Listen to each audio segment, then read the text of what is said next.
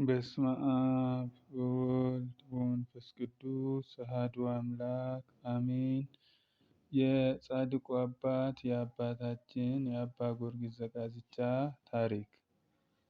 ከቅዱስ ያሬድ ቀጥሎ ታላቅ ቦታ የያዘ ኢትዮጵያዊ ሊቅ ናቸው። አፄ ዳዊት ደግሞ ኢትዮጵያዊ ቄርሎስ ብለውታል።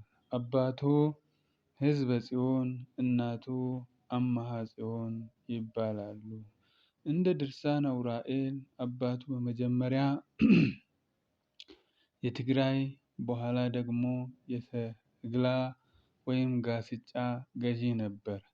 እንደ ገድሉ ደግሞ ጠቢብና የመጽሐፍ አዋቂ፣ የእግዚአብሔር ወዳጅና በቤተ መንግስት በነበራቸው ድንኳን ስዕል ቤት ከሚያገለግሉ ካህናት ወገን ነበሩ።